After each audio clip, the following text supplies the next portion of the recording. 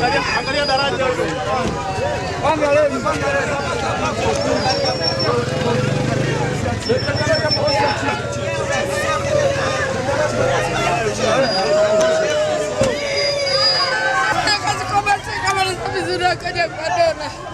Leo anaumwa kwa ajili ya nini? Hata kwenye siasa ngwepo kaka watu. Kaka tena kwenye siasa.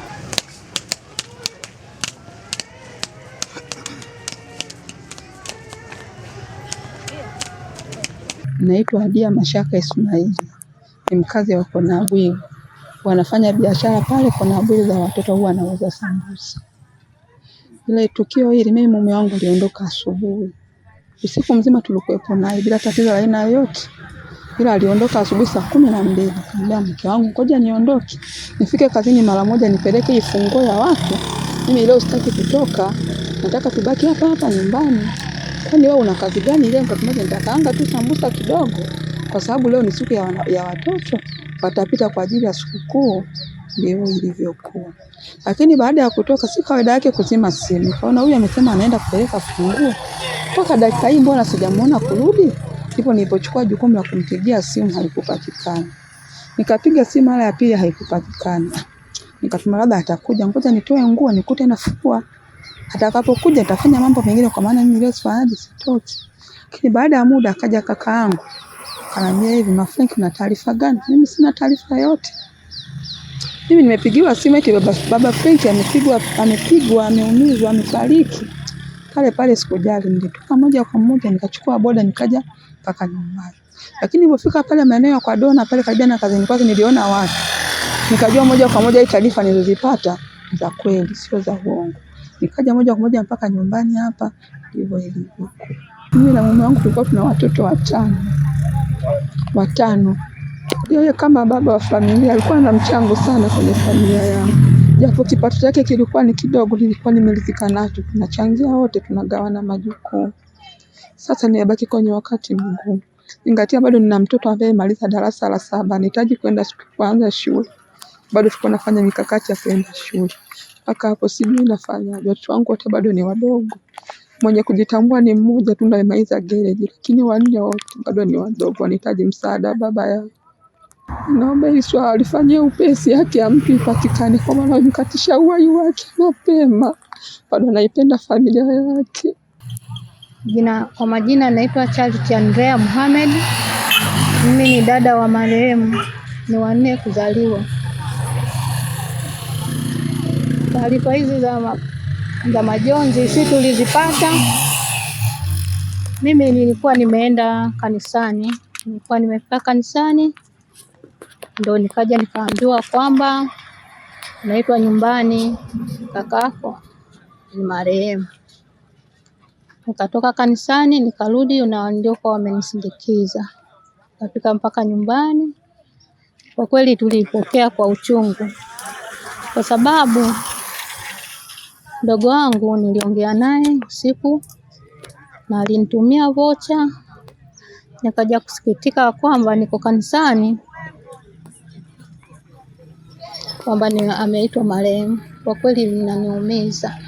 Kwa kweli mdogo wangu hakuwa na ugomvi na mtu.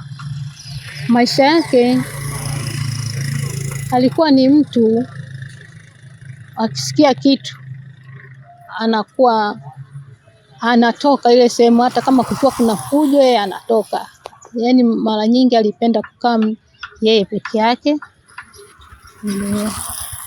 Mdogo wangu alikuwa anafanya kazi ni dereva kwa Dona, anafundisha anafundisha wanafunzi kujifunza gari, na pia alikuwa ni fundi pale kwa Dona. Kwa kweli nimepoteza mtu muhimu kwangu, sio kwangu tu, kwa familia. Mdogo wangu nilikuwa nampenda, mdogo wangu alikuwa anakujali. Alikuwa aishi asubuhi akiamka nipigia simu, dada vipi? Uko vizuri? Anambia hapa nyumbani saa nyingine papo vizuri, saa nyingine hapako vibaya. Anambia tulia kidogo, ndani ya lisali moja au masaa mawili nitakupigia aje, kama kuna mtoto hapo aje, atakuja kuchukua chochote kitu. Kwa kweli kilikuwa ni kidogo, lakini kilikuwa kinatufaa. Kama familia, naomba jeshi la polisi wakamilishe upelelezi mapema, wachukulie hatua, kwa sababu tumepoteza mtu muhimu kwetu. Tumepoteza mtu muhimu sana. Poteza watoto wake bado ni wadogo, walikuwa wanamtegemea kwa hicho kidogo alichokuwa anakipata. Sisi ndugu zake tulikuwa tunamtegemea kwa hicho kidogo alichokipata. Nina ndugu wengine wako mbali, lakini yeye kwangu ndo alikuwa karibu. Kimuita mdogo wangu, njoo, anakuja. Dada, una shida gani? Kuna 1 2 3. Niambia tulia, tutatatua. Nimempoteza mtu muhimu kwangu kwa kweli na kwa familia.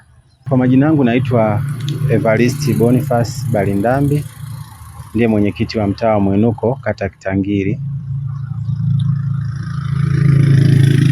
Nimepata taarifa ya msiba uliotokea vijuzi kwamba ndugu yetu mmoja ameuawa maeneo ya Minazi Mitatu hapo Kitangiri. Kwa ufupi kwa kweli mimi nilikuwa simfahamu na wala nilikuwa sifahamu kama anatokea mtaa wangu, lakini baadaye nilikuja kuona watu wamekusanyika maeneo ya mtaa wangu. Nilivyouliza wakasema kwamba ni yule ndugu yetu aliyeuawa maeneo ya Minazi Mitatu hapo Kitangiri, kwamba alikuwa ni dereva wa diwani wetu. Kwa hiyo alikuwa sijui akija kazini, kwa hiyo akauawa na watu ambao kimsingi hawajaeleweka mpaka sasa. Basi tuipokea kwa masikitiko sana kwamba kuna msiba kutani kwetu sasa kwa huyo ndugu yetu, maana kumbe alikuwa ni mzawa, hapa ni kwao kwenye mtaa wangu. Kwa kweli kitendo hicho kilichotokea kimetusikitisha watu wengi, na kitendo cha ajabu cha baadhi ya wananchi kujichukulia sheria mkononi. Ni kitendo cha kukatisha uhai wa mtu, kwa kweli ni kitendo cha kulaaniwa na watu wote. Kwa hiyo kwa sababu taarifa za kipolisi zimeshafika huko polisi na taarifa zinaendelea, masuala ya polisi yanaendelea, basi sisi tunaendelea na masikitiko, tunaendelea kuungana wananchi hapa mtaani kwa ajili ya kuomboleza, lakini hili sasa yule ndugu yetu tuweze kumstiri kwenye nyumba yake ya milele. Mimi wananchi wa mtaa wangu hasa wa Mwinuko napenda kuwapa rai kwamba wasijichukulie sheria mkononi, kwa sababu kufanya hivyo ni kosa. Bali viongozi tupo kuanzia ngazi ya mwenyekiti, lakini diwani, ofisi zetu za kata, polisi na viongozi wengine ambao wapo kisheria. Hivyo na wasii wananchi wote wasiwe na hasira za kupitiliza mpaka kujichukulia na sheria mkononi, bali wafike kwa viongozi tuweze kuwashauri, lakini pia tuweze kusikilizana na kushauriana ni wapi sasa waende kwa ajili ya matatizo yao. Donald Ndaro Protas, mkazi wa kata ya Kitangiri iliyopo manispaa ya Ilemela, lakini pia mimi ni diwani wa kata hii ya Kitangiri. Mnamo tarehe 1 mwezi wa kwanza mwaka 2026, ambapo ni jana alfajiri, nilipata taarifa kupitia mwananchi. Alikuja nyumbani na kunijuza kwamba hapo jirani umbali wa mita 150 hivi kuna mwananchi amemuona ana dalili za kupigwa na ikiwezekana anaweza kawa ameuawa. Kwa hiyo alikuja kunijulisha kama kiongozi. Baada ya kuipata taarifa hiyo kama kiongozi, nilazimika kwenda eneo la tukio na kwenda kujionea kilichojiri. Baada ya kufika hapo, kiukweli nikuta kuna mtu ana dalili kubwa za kupigwa au za kushambuliwa, na ukimuona alikuwa na dalili za kuwa kama amekwisha poteza mauti. Sasa mimi kama kiongozi pia nilazimika kuwasiliana na jeshi la polisi kupitia polisi kata wetu. Bahati mbaya namba yake kupatikana, nikawasiliana na mkuu wa polisi wilaya, lakini pia na mkuu wa upelelezi wilaya yetu ya Ilemela. Nikawajulisha tukio hili na wakaweza kufika kwa wakati. Sasa wakati nikiwa pale, baada ya kuona mwili na kwa bahati mbaya sana sikubaini ni nani. Nilishindwa kumtambua kulingana na ile hali ya uvujaji wa damu, kwa sikumtambua kwa haraka sana. Lakini kadri wananchi walivyokuwa wakijitokeza, walijitokea waliobaini kwamba huyu ni dereva wa chuo cha Donald Driving School ambacho chuo hicho nakimiliki mimi mwenyewe. Ndipo nilipopata mshtuko na kumwangalia kwa utulivu zaidi. Kiukweli baada ya kupata utulivu nikabaini ni mfanyakazi wangu wa chuo cha udereva cha Donald Driving School na ni mwalimu wa chuo.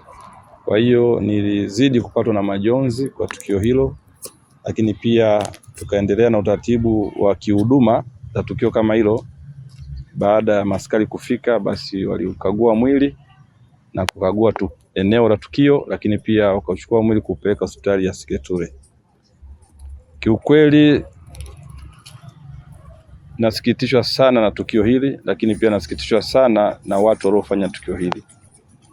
Ni tukio lisilokuwa la kibinadamu. Wanadamu tumeumbwa na utashi, lakini tukio hili kweli ni la kinyama sana. Kumuondoa uhai mwanadamu mwenzako ni kosa kubwa sana. Uhai hauna fidia. Uhai ni zawadi kutoka kwa Mwenyezi Mungu. Tunapaswa kuishi mpaka mapenzi ya Mungu yaweze kutimilika.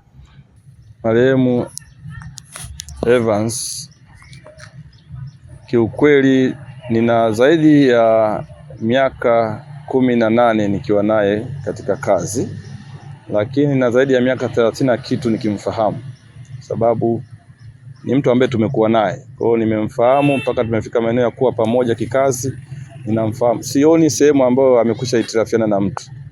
Na unaweza kaiona, lakini unakuta yeye ndo alikuwa anaonewa na alikuwa anasamea na acha. Kiukweli umkuti kwenye makuu yoyote. Ni mtu mkimya, mtaratibu, hakuwa na makuu.